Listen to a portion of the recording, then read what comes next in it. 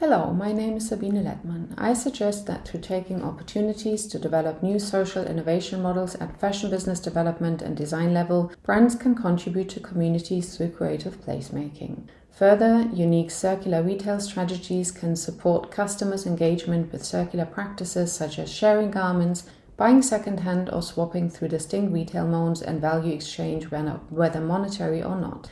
These provide customers with the agency to develop place identity with their neighborhoods, probing the locus of economic power through questioning traditional consumerism. In my own collection development, I focus on designing garments with materials from small-sized European suppliers. These textile mills support their local communities as a reflection of small but beautiful business approaches. They focus on practices in which people, their local community, and workforce matter.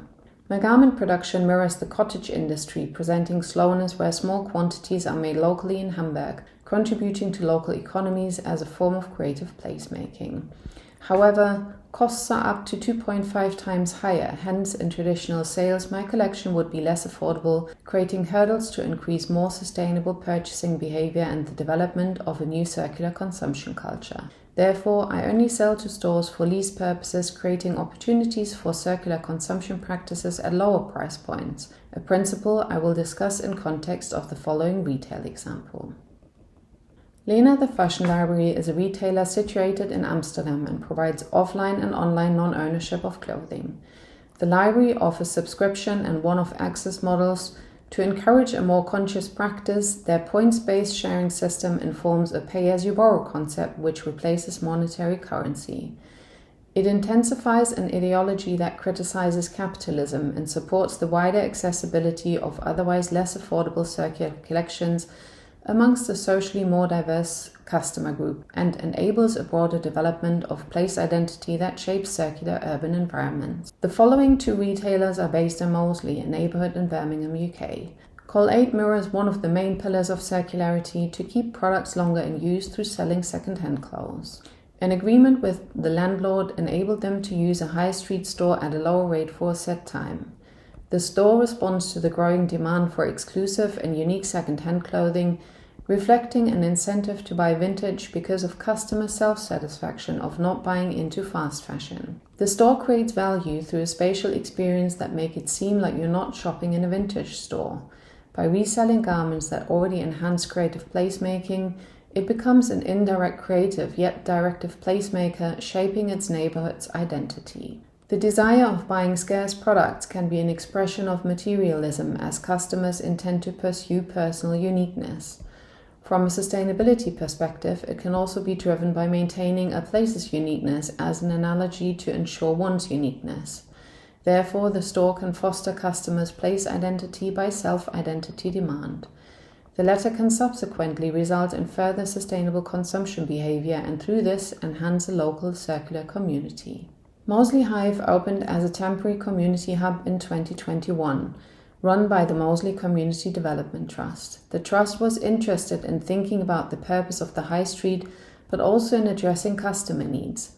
Offered events include swaps of different varieties as ways of activities people want to see in the space, brought to light through initial brainstorming with local residents. Themed clothing swaps create positive interactions and community building of different social groups, including familiar characters that might or be at risk of experiencing homelessness, but also neighbors interested in not having to pay or consume. The space's inclusive approach lowers barriers to participate in circular consumption, further encouraged by free textile sessions for clothing repairs. Participation can be born from pure necessity, but also be the expression of an anti-capitalistic ideology.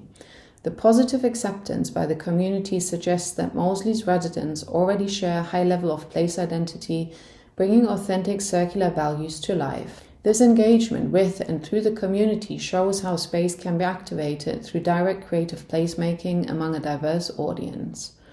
Since finishing this research project, the building has been purchased with funds donated by an anonymous charitable trust, ensuring long-term community-driven impact on the neighborhood.